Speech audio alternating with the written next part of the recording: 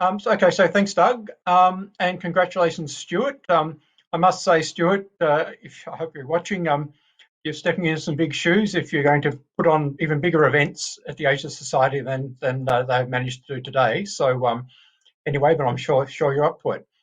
And it's good to be back with you, Ed, even if it's still not at the Bloomberg office with that view over the harbour, but maybe next year. So anyway, I guess people really want to know from someone like you, what are the stories out of this for Bloomberg, and what do you think have been the big issues that have come up today? Well, Greg, great to see you again. Absolutely. I am very disappointed you can't join me here in front of the fish tank, though. Super backdrop. Yes, of course, rare treat today, listening to such fascinating speakers. I could talk for hours about the sessions that we've had today, but we're short on time. So 3 key takeaways. Let's start with Richard Maud's commentary about Australia's economic dependence on China. In one respect, it was quite a sobering prognosis. You know, despite all the work that successive governments have done now over the past few years in reaching free trade agreements with other nations, you know, Richard's assessment was that there is a limit to how much we can actually diversify. He cited barriers in India and in Indonesia, for instance, that are difficult to get over, and then just the sheer huge scale of our trading relationship with China. But it was also quite heartening. Richard said that despite that recent flurry of economic coercion that we've seen, whether it be barley or wine or tourism, education, or most recently coal this week, the economic damage that we've seen has actually been quite modest. So he says we're not in a position yet that we have to preemptively make ourselves poorer by going too far in diversifying away from China. Of course, working for Bloomberg, I can't go past the economics. I was fascinated by Alexandra's panel. So much to digest there, but let me pull out Tom Orlick. I thought he gave a really useful snapshot of how COVID-19 is impacting countries. He cited China and Korea and Japan and Germany as countries that have managed quite well, exceedingly well. The UK and Spain haven't done so well. And then he noted the extremely high case count in the US, which is clouding the US economy. In terms of the economic hit, Tom pointed out that when it comes to recessions, the deeper the downturn, the more things get broken. China and Korea are likely to see a quicker recovery because their downturns have been relatively shallow. And then my third point, the perennially favorite question for journalists that Alexandra asked, what's keeping you up at night? And I thought that Adam Posen summed that up really nicely. He summed up the concerns that he and his fellow panelists have around the ongoing impact of COVID-19, secular stagnation arising from the drag of declining migration, diminished innovation, a less exchange of ideas, and excessive saving as well. Those are my 3 top picks. What about yourself, Greg? Well, I was struck early on, Ed, by the striking alignment of views amongst some of the economic speakers and the geopolitical analysts about the idea that a Biden presidency will involve much more regular telephone conversations with US allies, much more consistent conversation and consistent sort of talking in those conversations, unlike what we've had under the current administration. As often economists and geopolitical analysts don't always align on these things. And they're sort of both sides were sort of making the point that this would force China to think a little bit more about how it's been handling its global diplomacy, possibly. And so it was interesting to see that there's a bit of consensus developing on that front.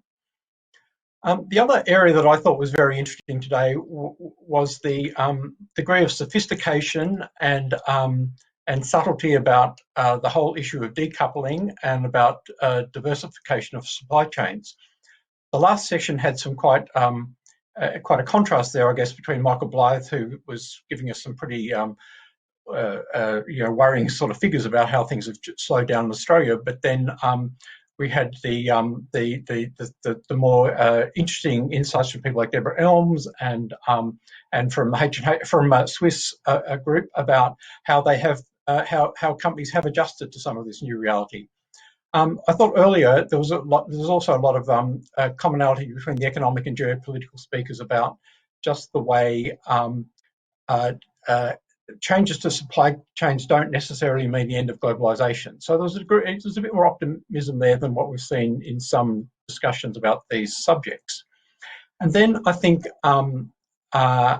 this, of course, is the Asia Society Australia event. It's not the US-China Society of Australia. And I think that's a bit of a segue to pointing out that the rest of Asia matters a great deal. And I think we've been reminded of that today as we've all been having this really interesting conversation by that fact, by events in Thailand, where there's been a declaration of a state of emergency.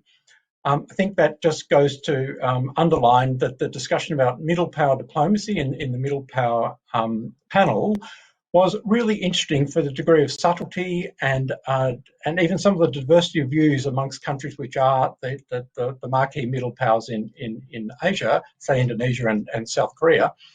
And I think one of the things Australian government does a lot of work to try and develop these sort of networks through the whole framework of mini-laterals and so forth. But I don't think the government gives us a sufficient sense of the diversity of views across Asia amongst these partners that the government maintains it's doing quite well developing relationships with. So I really think we do have to listen to the sort of views we got today from India, Indonesia, South Korea, Singapore, about how these sort of arrangements will work. And I think the message there was that Australia really has to listen to those countries about how they have managed these sorts of challenges over hundreds of years and then over recent months, rather than think that Australia is going to set up these arrangements in some way. And I thought it was particularly interesting to see June Park, for example, talk about how even under the new Japanese Prime Minister, the relationship with Korea does not seem to be improving between those two countries, which are really the two perhaps largest middle powers in the region for Australia, notwithstanding India, but India is in some ways potentially a major power. But so as she reminded us of something we don't see much of in Australia, discussion of that difficult relationship between Japan and Korea. That's the sort of thing I think Australia has to acknowledge and try to work with and explain to people that this process is worth pursuing, but still nonetheless quite difficult. But anyway, enough of me, Ed. I think we've got to get to our last poll for the day. And so over to you. Great. So, it is our final poll of the day, and it is a long running question now that we've been asking since 2018. If we can pull that up so the audience can see it. And it's going to be fascinating to compare the results with previous years. How would you rate the Australian government's management of its relationship with China? Total mismanagement, clumsy and inconsistent, pass, good considering the circumstances, and superb handling. Now, back in 2018, when we first asked this question, an overwhelming majority of respondents said clumsy and inconsistent, about 75%. Now, that's been shifting. And earlier this year in our virtual event, we saw 55% said clumsy. So have the numbers settled yet? Still moving around a little bit. Yeah, let's take it there. What do you make from these results then, Greg? Well, I think one of the really interesting things about the polls we've seen today, particularly the three that we've asked in over 4 years now, so we've got quite a reasonable database of information, is that the position on China is shifting subtly towards what I might call a more sceptical, slightly less trustful position towards China, but it's still it's still only moving slowly in that direction. Meanwhile, at the same time, China's coming up as a favoured destination for investment and business, which we saw on that poll. So I think you're seeing a situation with our poll of a slow growth in distrust of China. We're still seeing a relatively negative opinion there, a very consistent negative opinion about the government's handling of the relationship. Meanwhile, at the same time, you're seeing very stable position on the China being the most important country economically for Australia, followed by India and Indonesia. A little bit of a drop in Indonesia, small rise for India over time. So I think Australians are proving sceptical but still pragmatic about the economic relationship. It's quite interesting. And that's relatively consistent with some of the other polling we see, say from the Lowy Institute and even more recently from the Pew Centre. And a little different to some of the much more the much greater change in polling on this issue we've seen in countries like the US and Japan, where there's a much greater distrust of China. So there's a basis there for some, I think, renewal of relations with China potentially. Great. I was a little bit surprised, to be honest, with that polling result. You know, we'd seen the clumsy and inconsistent response come down from 75% to 55%, and I wondered whether be that continued downward trajectory. You know, whether public opinion polls have shown that the public seem to be backing the Morrison government's increasingly assertive take on China. So I wondered whether that 55% would come down even further, but no, it's back up to 69. But I think that is probably all that we've got time for today, and it now rests with me to wrap up what has been just a fantastic, action-packed day. Thank you so much for joining us. It really is a privilege for Bloomberg to partner with the Asia Society on this event.